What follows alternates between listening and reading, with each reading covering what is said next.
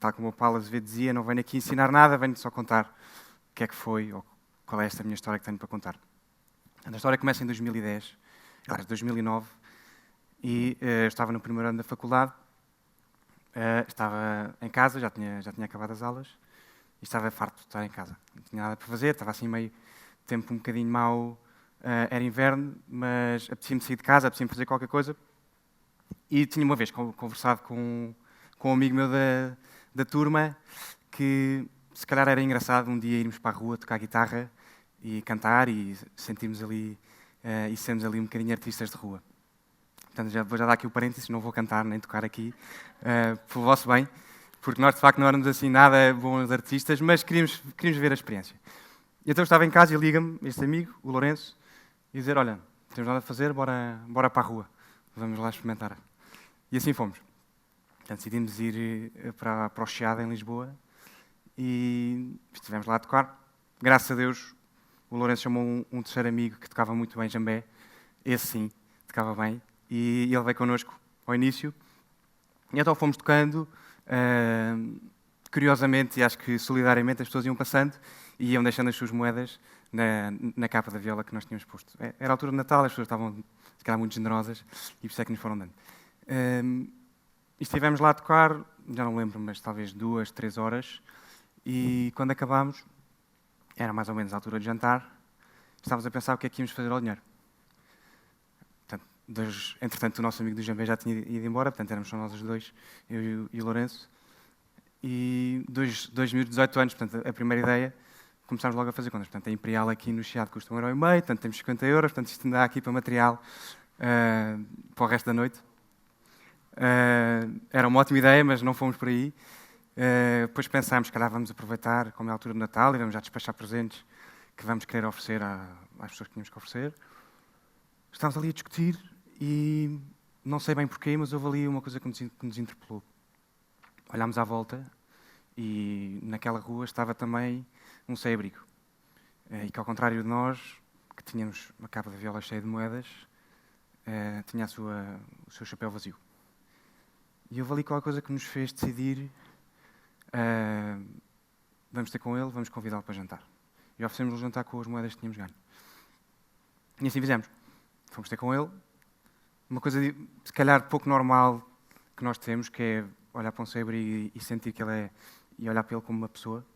Muitas vezes passamos e nem sequer perguntamos e evitamos olhar. Quase sentimos que é uma mobília que está ali na rua. Se calhar nenhum de nós se lembrou uma vez de perguntar a um sem-abrigo onde é que era a rua que estava à procura. Se calhar são as pessoas que melhor conhecem a cidade e nós muitas vezes, hoje em dia com o GPS já não é preciso, mas antes tínhamos de perguntar por direções e se calhar não nos lembrávamos. E então decidimos ir ter com este sem-abrigo e convidá-lo para jantar. Fomos ali a uma tasca, beber umas imperiais, lá está, portanto sempre conseguimos gastar um bocadinho de imperial, comer umas bifanas e tínhamos sobrado ainda algum dinheiro, portanto decidimos, vamos procurar outro e vamos convidá-lo também. Portanto, encontramos outro sem-abrigo, perguntámos se queria jantar, se já tinha jantado, porque nós queríamos oferecer o jantar e estar com ele. E ele perguntou se podia ir chamar mais um amigo, nós dissemos claro que sim, ele veio com mais 6, portanto, de repente, estávamos ali com tínhamos de fazer ali alguma gestão do dinheiro, mas a coisa lá se resolveu e passámos este serão desta forma. Fomos embora, e geralmente, se calhar, ao início, a sentir-nos orgulhosos, mas 10 metros depois de termos começado a andar, já havia outro sem-abrigo. E nós já não tínhamos nem para lhe oferecer nada. E se calhar 10 metros a seguir estava outro. E estava outro. E portanto, de repente, um sentimento de orgulho e de alegria que nós tínhamos acabado de sentir transformou-se em sentir que não tinha sido suficiente. E que aquilo que tínhamos feito, pouco ou nada tinha servido e que no dia a seguir o mundo continuava igual. E então decidimos que tínhamos que voltar. Sentimos quase essa responsabilidade porque nos apercebemos de um problema e, quando nos apercebemos, temos que atuar. E então fomos. A segunda vez, como não tínhamos amigos do Jambé, a coisa correu-nos mal, portanto fizemos 2 ou 3 euros. Nem chegou para oferecer um jantar, portanto pegámos nas moedas e pusemos na caixa de esmolas de uma igreja que estava à nossa frente. Da terceira vez fomos mandados parar pela polícia logo quando estávamos a começar e quase que íamos apanhando uma multa, quando dissemos ao polícia que íamos angariar os trocos das pessoas para oferecer jantar. Ele achou que lhe estávamos a tentar dar a volta para não nos multar, mas lá nos deixou. E nesta altura começámos, se calhar, a ficar assim um bocadinho desmotivados. Estas 2 vezes tinham corrido tão mal. Mas a verdade é que já tínhamos amigos e família que já começaram a acompanhar. E a certa altura, eu entretanto fui fazer missões universitárias, que é outro projeto muito bom que existe, que no fundo vamos para o meio de uma aldeia ajudar a comunidade local. E lá falei desta experiência que tinha tido e que tinha sido engraçado, mas pronto, que agora ia acabar. E houve um grupo de mais 2 ou 3 que disseram não, nós temos é que agora pôr isto a andar, se viéssemos todos, da próxima vez que estivermos em Lisboa, se formos todos para a Baixa, já não são só vocês 2, portanto as vossas vozes já se vão misturar com outras, portanto a coisa já vai ficar melhor. E se calhar até conseguimos ganhar mais dinheiro e podíamos começar a fazer isto mais vezes. E então fomos, e de repente já éramos 20, 30 pessoas na rua, uns tocavam e outros abordavam as pessoas que iam passando na rua a dizer que estávamos a angariar os seus trocos para criar apenas uma mudança na vida ou no dia de alguém. Portanto, o nosso objetivo era basicamente este. Portanto, queríamos tornar o dia de alguém um bocadinho diferente. O Paulo também disse que às vezes pequenos gestos que são insignificantes para quem os dá, para quem os recebe, pode fazer a diferença na vida. E nós sentimos isso, que se calhar podíamos fazer estes pequeninos gestos e que isso podia fazer a diferença.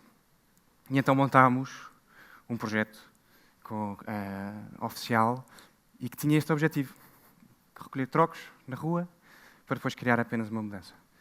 E assim criámos o nome, esta associação que chama-se Just a Change, exatamente por isso. Portanto, vocês aí em casa, que todos sabem muito bem inglês, Just a Change tem este duplo significado de apenas uns trocos e também apenas uma mudança.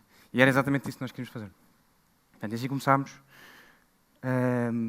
este projeto, mas rapidamente percebemos que já havia muito boas instituições a trabalhar com o sem-abrigo e que se calhar poderia haver outros problemas da sociedade que precisassem de ajuda, de resposta. Muitas vezes, para percebermos qual é que é a nossa missão, temos que olhar ao redor e perceber onde é que estamos a ser precisos. E não só fazer aquilo que, de repente, sentimos que devíamos fazer. E então, decidimos ir à procura. Portanto, falámos com muitas instituições, falámos com muita gente, fomos a bairros sociais, visitámos muitos sítios, sempre com este objetivo de perguntar e de descobrir o que é que falta. Que ajuda é que é preciso, qual é o problema que não está a ser suficientemente resolvido. E até que houve uma pessoa numa instituição, em Lisboa, que nos disse: bem, nós apoiamos não sei quantas famílias, já não me lembro, damos apoio domiciliário, refeições, medicamentos, mas há muitas famílias que nós conhecemos que a casa está de tal maneira estragada que nós conseguimos fazer muito pouco. Se vocês quiserem ir tentar ajudar essa situação, nós temos todo o gosto em vos ajudar. E nós lá pensámos, bem, vamos experimentar.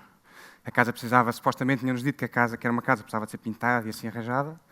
Nós na altura éramos 7, não tínhamos qualquer experiência em obra. Eu, para além de não ter experiência, não tinha particular jeito.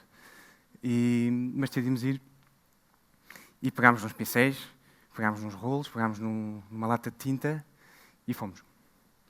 E quando acabou, sentimos que tinha feito a diferença, que aquela família que nós tínhamos apoiado, de forma muito tosca ao início, mas que tinha ficado com uma casa melhor. E então sentimos que isso devia ser a nossa missão. Porque, de facto, a casa faz parte de nós. Portanto, é lá que o dia começa, é lá que o dia acaba, nós vamos sair daqui e, no fim do dia, vamos para casa. Aquele sítio que nos faz sentir nós próprios, onde podemos baixar as nossas barreiras e estar bem, estar confortáveis. E há quem não tenha este sítio que traga isso. Eu lembro que em miúdo dormia... O meu quarto era no sótão. Os meus pais mandavam-me sempre para o sótão, não sei se era por ressonar alto ou não, mas a verdade é que dormi sempre no sótão. E naqueles dias em que chovia muito, eu acordava porque o barulho da chuva batia no telhado. E eu lembro de ficar chateado, pensar, porra, agora acordei, já vou ter dificuldade em voltar a dormir, etc. Hoje em dia, por acaso, casei e continuo a dormir no sótão. Portanto, a chuva continua a bater. Mas lembro-me que eu posso ter acordado, mas há quem já esteja acordado há bastante tempo com baldes a pôr nos sítios onde chove, porque os telhados não protegem da chuva, ou aquelas pessoas que vivem no meio de ratos e de baratas, ou pessoas sem casa de banho, que ainda existem em Portugal, pessoas sem casa de banho. Isto são cerca de 100 mil pessoas em Portugal, pelo menos, que vivem numa casa que não lhes dá paz, que não lhes dá conforto, que não lhes dá bem-estar. E então essa é a nossa missão. Reabilitar casas, reconstruir vidas. Porque nós acreditamos que a vida pode ser transformada através da casa. Lá está, é um sítio tão nosso. Há quem diga que a casa é o sítio mais importante do nosso mundo. E nós acreditamos nisso. E, portanto, utilizamos a casa para reabilitar a vida daquelas pessoas que muitas tiveram histórias difíceis, sentem-se sozinhas, há muito tempo que não têm um banho quente, há muito tempo que não têm uma casa de banho para poder ir. Imaginem-se sem casa de banho. Como é que a nossa vida funciona. E então assim começámos.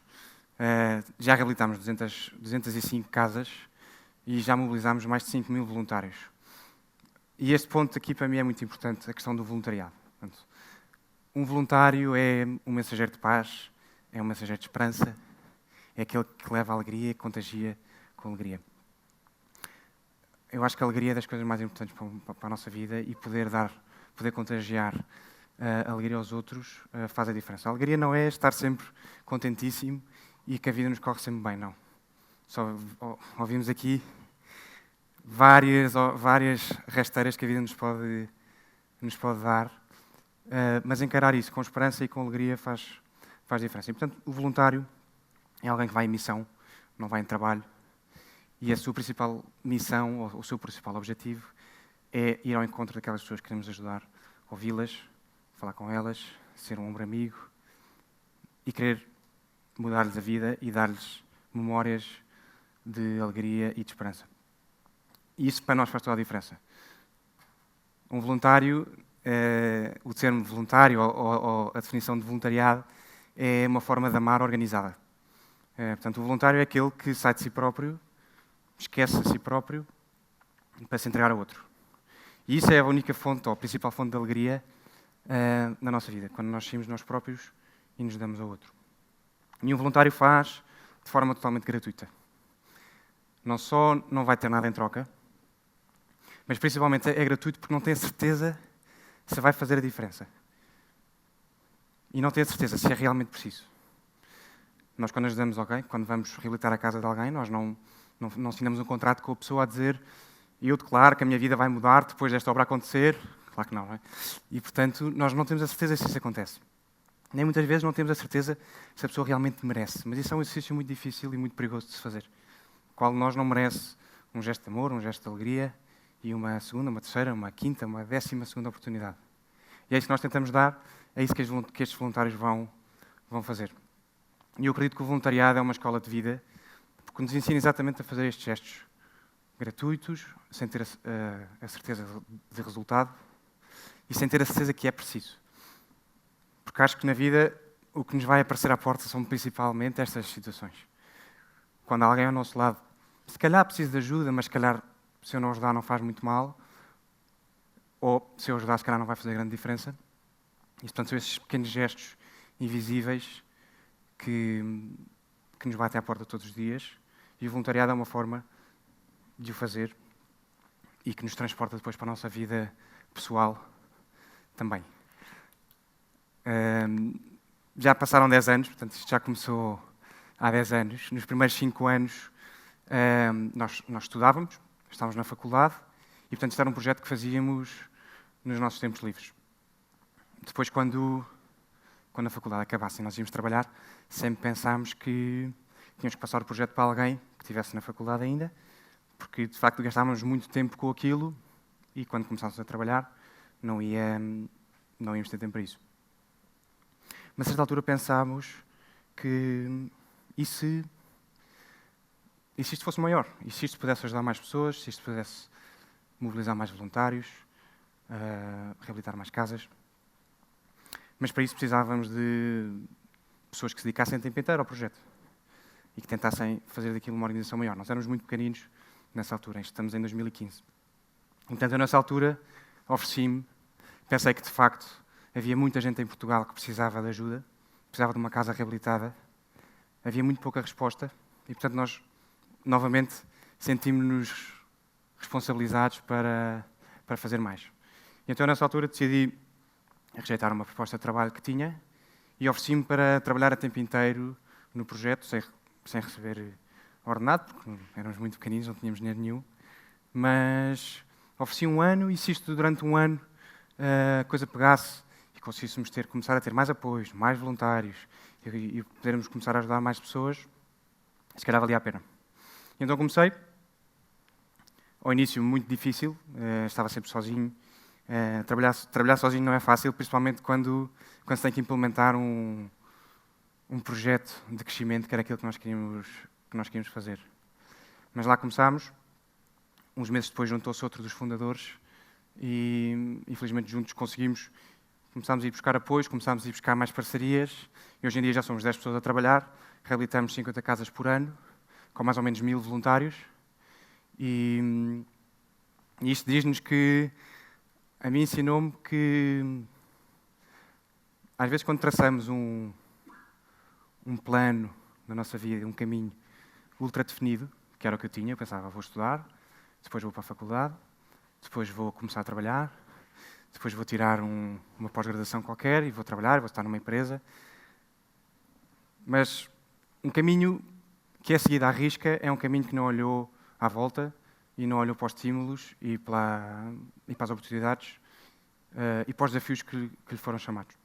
E, portanto, deixo também esta partilha, esta experiência de olhem bem à volta, porque ao vosso lado, ao nosso lado, existe um desafio, existe alguém, existe uma oportunidade de nós sairmos de nós próprios e darmos a alguém. E isso é a verdadeira alegria da vida. Obrigado.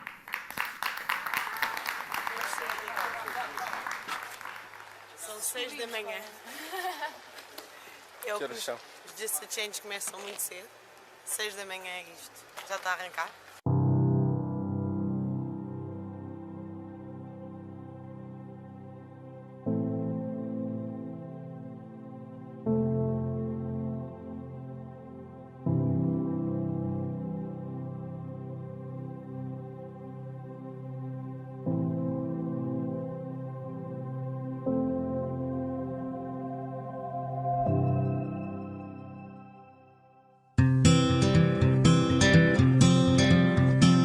Hold on to me as we go, as we roll down this unfamiliar road. And although this wave is stringing us along, just know you're not alone. 'Cause I'm gonna make this place your home. Settle down, it'll all be clear. Don't pay no mind to the demons, they fill you with fear. The trouble it might drag you down. If you get lost, you can always be found. Know you're not alone.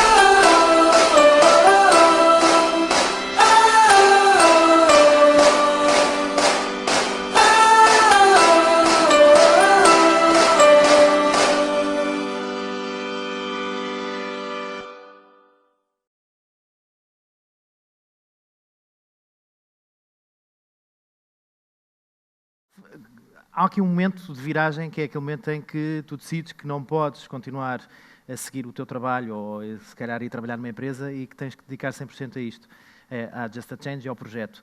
É uma decisão, e eu acho que deve haver curiosidade para quem nos está a ver e ouvir, é uma decisão fácil?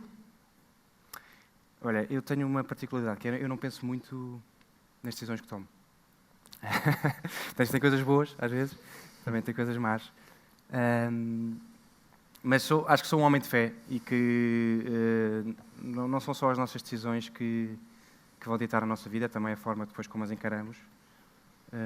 E, portanto, olha, eu na altura pensei, também se dedicar aqui um ano e se isto não funcionar, também não é nada por aí além. Tive sorte, tive uns pais que puderam adiar um ano o cancelamento da mesada, que me tiveram a continuar a dar mesada e que tive que continuar, no fundo, a ser sustentado por eles. Mas foi uma decisão, foi pensada, QB, mas a certa altura foi, não sei porque alguma coisa me diz que isto faz sentido e que faz sentido tomar esta decisão e depois logo se vê. E como é que, tu próprio admitiste há pouco que não percebias nada de construção civil, de obras, como é que uma pessoa olha para aqui e pensa, eu vou conseguir fazer, eu acho que isso vai ser possível? Eu acho que isso foi o ponto-chave, eu não perceber o quão difícil ia ser o caminho que íamos traçar, porque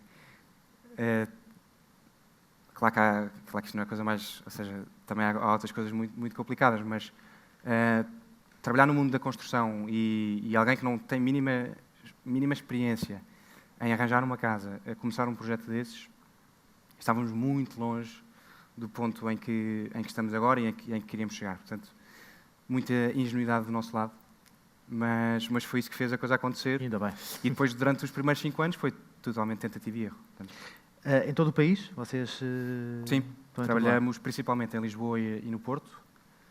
Aí trabalhamos praticamente todo o ano. Depois, no verão, vamos para várias zonas do país. Portanto, este ano tivemos, claro que este ano é tudo diferente, iríamos estar em 10 concelhos do país, estivemos em 4. Para cima de 200 casas já que vocês já reabilitaram, não é? Sim, e agora com um ritmo maior. Portanto, se calhar, a maior parte das casas que fizemos foi nos últimos 3 anos. Portanto, agora já fazemos 50 casas. Como é que as pessoas entram em contato convosco? Entram no site, dirigem-se ao vosso site, fazem um pedido? Sim, olha, temos um site, temos uma página de Instagram, temos uma página de Facebook, e em que vamos, no fundo, lançando convocatórias, entre aspas. Vamos fazer obras neste sítio, precisamos de voluntários durante X dias para esta zona. Vamos ter obras aqui, precisamos de voluntários. E assim vai funcionando. Felizmente temos muitos voluntários, muita gente que quer trabalhar connosco e, portanto, aí não temos muita dificuldade. Vamos ouvir uma pergunta que nos vem do Gonçalo. Olá, meu nome é Gonçalo, tenho 16 anos e a minha pergunta para o António Belo era para saber quão difícil foi fundar a associação e trazê-la até onde ela está hoje. Obrigado. Sim, fundar foi fácil, porque é pegar nos papéis e assinar e uma associação fica criada. Agora, montar este projeto, eu acho que foi difícil. Como eu estava a dizer, se nós na altura soubéssemos o trabalho que isto ia dar e o quão longe estávamos de um ponto bom, pelo menos, se calhar não tínhamos começado. O que nos valeu foi persistência, alguma perseverança e vontade de melhorar, porque nos sentíamos realmente comprometidos com as pessoas que íamos ajudando e que íamos apoiando.